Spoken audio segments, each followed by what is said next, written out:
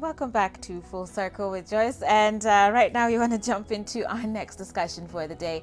With me here is Faith Muturi Ngugi, and we're going to be talking about staying relevant in tough times. Karibu sana to the show. Asante. It's good to have you here. Always a pleasure. And of course, as we know, it's a challenging time for literally everybody. And of course, one of our first concerns certainly should be our health and safety for all members of our communities and abroad, our families, ourselves, our colleagues. But we also cannot deny the fact that there's very rapid change that is happening, right? And the times are just going to change significantly and profoundly. So we want to talk about how then do we keep up with all of these changes that are happening so that when life either goes back to normal, or should we say becomes the new normal, we are we are ready for it, and can be ready to hit the ground running. So when you think about the statement staying relevant, are there certain like core factors that play into that, or corona yani may just shake up everything that even that discussion is almost foreign in a way? Yeah, it's absolutely relevant because the question about relevance is relevant, eh? So here's the interesting thing about life is that in every pandemic crisis dynamic, there's a revolution. If you look at the agrarian revolution, and all the revolutions that have taken place, it normally was in the midst of a crisis. You get, especially as a crisis ended.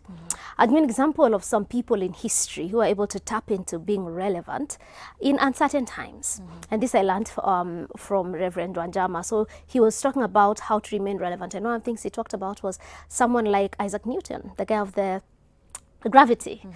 And it's actually during the pandemic that happened in the past, in the 1912s or something. And what happened is he ran away, he went to his shags, and he started studying. He was 20-something years old, so he was a young guy.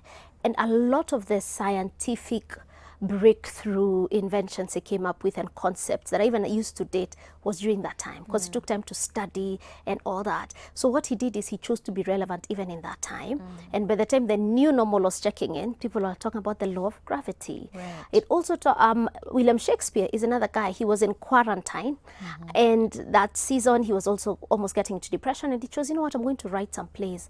And guess what? Some of the plays he wrote in that season became the biggest plays he ever did. So the thing is that you must learn to maximize in the moment to be relevant, to speak into a situation and not just look into it now, but also looking into it in the future. And I like that you asked, are there some core factors? So I kind of thought of 3 core factors that people can work around in this season. Because the truth is, even in the Great Depression, there are businesses that still were able to manage. And even if you look at the Bible, for example, you find there's a scripture that says that Isaac was able to reap a bountiful harvest in the drought. You know, you look at people like Joseph and Daniel, they really rose up in times of crisis and tragedy. So there is a place for being relevant, but you have to be intentional. You have to choose not to be, you have to choose to be authentic and acknowledge the struggle and the confusion, but also choose to be strategic about it and choose to be relevant. So I agree completely.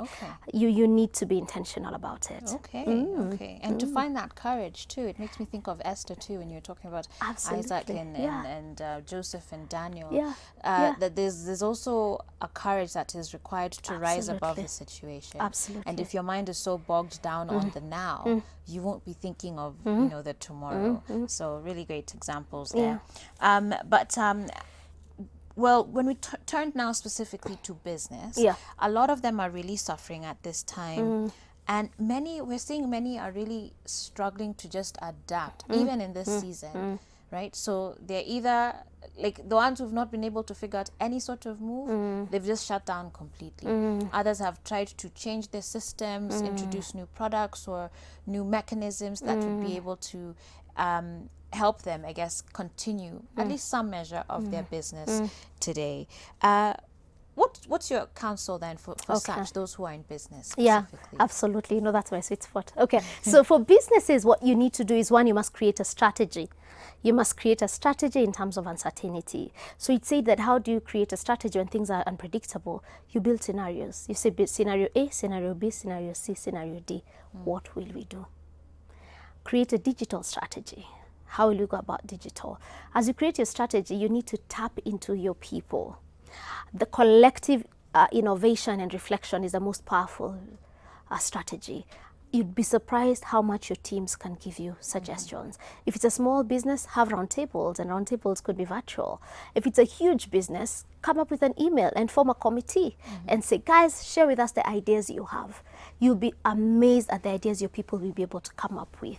And there's something called, you might be able to redesign very quickly. Once you have an idea, you must be able to develop a pilot very quickly.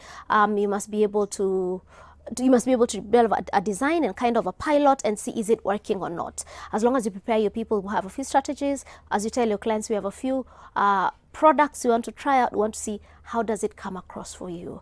Because even clients know that you're innovating, that you're evolving. And if you involve them even in the strategy and the innovation, it really helps. So what does that practically mean? One of the things that people talk about is, it's like we're in war. So how do you ensure that you meet? And in war, you find that the captain or the general, we meet his people every day. So you must meet your people every day. Because to innovate, one of the things is you must have feedback continuously to know, do we turn left, do we turn right? So have team meetings. If it's a small business, if it's a team you're leading and it's a small team, how often are you meeting? You must meet every day. You must meet every day to see, how are we doing, how are we coping? Because then you'll be able to get the best ideas to innovate. So create a strategy for your business, create a strategy for your marketing, create a strategy for cost cutting, create a strategy for relevance, and a big one is everyone must develop a digital strategy. Also develop a strategy for care and for health. If it's essential services, what are the strategies you're putting in place? And think of the simple things. How are people eating? Are they going to that kibanda there? And what are they? You know what I mean? Is how can you encourage people? As simple as to encourage them to cook from home. And of a small business, that what they did is, they're a small business, but they decided, you know what, because people are coming to work every day, we're going to, and they hadn't set up something. So they set up some things so that if you come with food from home, it's easier for you. So you just have to be strategic. Strategic for your business, strategic for your clients, strategic for your care stakeholders. And it's to literally sit down and meet and talk about it and keep moving and switching as you go along. So in some ways, is it a little too late to be doing that now? It makes you think, like, a lot of these things, and maybe that's where so many of us in business have gone wrong, is that we didn't anticipate these things in advance, right? There's a mosquito on my set.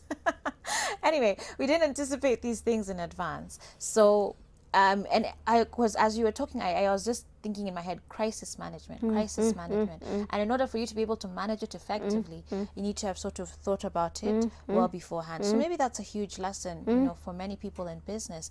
Scenario planning is not just when you see the problem. Yes. It is all about anticipating it well beforehand, so that when something happens, and you may not, you know, it could be corona, it could be, you know, some sort of natural something that happens. You may not be able to pinpoint exactly what it is, but I guess there's a lesson there about doing this well in advance. Absolutely. This should have been done way before. But now that we're here, because a lot of companies and organizations and businesses, they're kind of doing ad hoc in the name of strategy. They're kind of saying, okay, now we're all doing our meetings on Zoom, but how are your meetings effective virtually? They're kind of saying, okay, guys are working from home, put on a mask, put on sanitizer, but are they looking at what are the touch points? As people come in, have you kind of done a journey map for essential services and looking at everyone? Where do they touch? What do they come into contact with?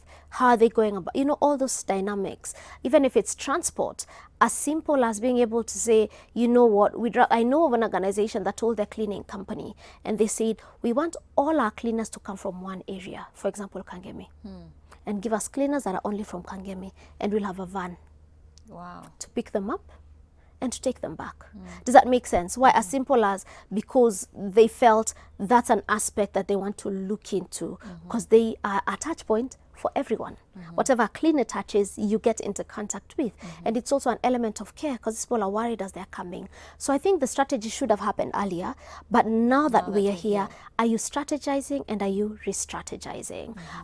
So I think I kind of thought of 3 C's that we can look at as just of the core factors. So one of the things is to create a strategy, and we've talked about that, and that's for a business. But as a business as well, you must create a strategy for your people, for their well-being, because if they're okay, you're okay. If they're not okay, you're not okay. So think of the people that are around you. Think of your suppliers. What's your strategy for your suppliers?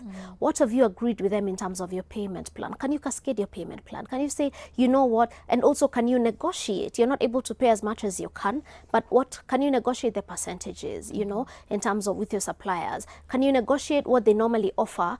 Because there's an element of quality, price, and time. So what can you negotiate with your suppliers so that you get to care for them and it works for you? How can you negotiate with the government? How can you negotiate with some of the regulations and what your requirements are so as to make it easy? So I think the first one is create a strategy. The other one is to communicate consistently. One of the things, and Kenyans have really complained, they're like, MPs now are suddenly quiet. Politicians are, ma'am. And why we mind, it's not so much that we want them to say profound things, because you know they're also a bit lost. But what we're saying is don't go quiet on us when there's a crisis. We're saying don't go quiet on us. You know, don't give us silent treatment when you're shocked by this corona, because we're all scared. So you must communicate consistently. Number one, as a business, you must communicate consistently to your clients. You'd be surprised. No matter what institution, as long as they communicate consistently, you feel more safe with them. You feel these guys care about me. They're having a sense of direction. And it's okay to say, we are increasing our security features and these are the new things. And it's okay to say, in a week or 2, we have increased, or here are some benefits, here are some. So communicate consistently. You must communicate consistently as an individual. People, I think we talked about it last time. If you're not communicating consistently with your boss, you're in trouble. If you're working virtually, you just know. If things change. Why? Because someone is saying this is what's happening and they're communicating with their boss. You there, you're communicating once a week. You're on your, but you get what I mean. At 4 p.m. At 4 p.m. when the day is gone and they've left. So communicate strategically with your boss. Communicate strategically with your team. And let's talk about that, how are your team meetings, especially for leaders. I think one of the things we do, because people are worried. So what's your care? How are you communicating care? So I think we've said strategically, but also you must communicate consistently and communicate care.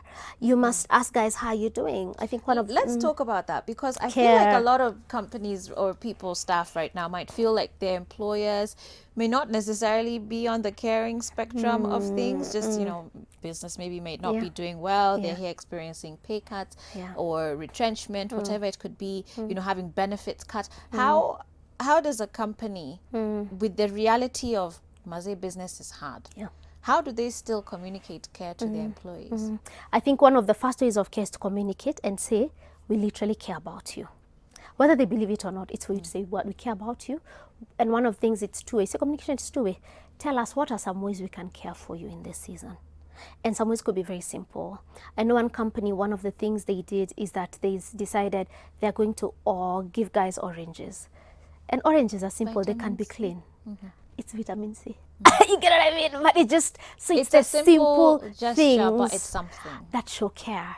So one, tell them we care. Two, ask them, how can we care for you? And tell them, imagine we don't have money. You guys know where we are at. You'll be surprised how much ideas you can get from your people. Another way you can care is, remember what we said about suppliers and your clients. Maybe you have a client who's not paid you and they have a certain type of business. Why don't you tell them you can, and they're not paying for a long time. Tell them you can pay 70%. But as the 30%, you guys offer this product, you offer this service, you sell clothes. Can you give our staff a huge percentage? And so that one, they'll buy from you, because either way you're not selling much.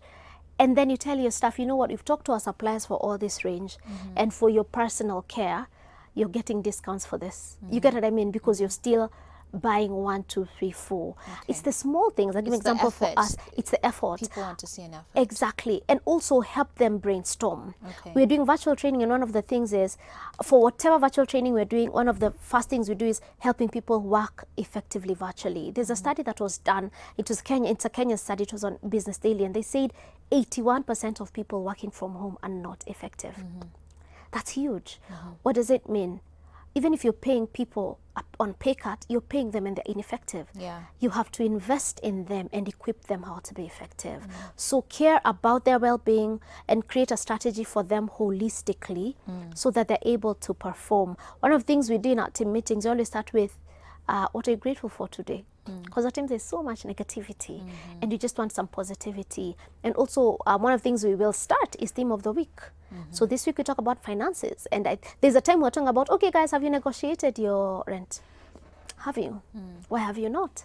Because if you're the 10th person talking to your landlord is like, no. But if you're one of the earlier people, you can. So we literally allowing team members to discuss the simplest of things. What are the cost-cutting ideas you have in this season?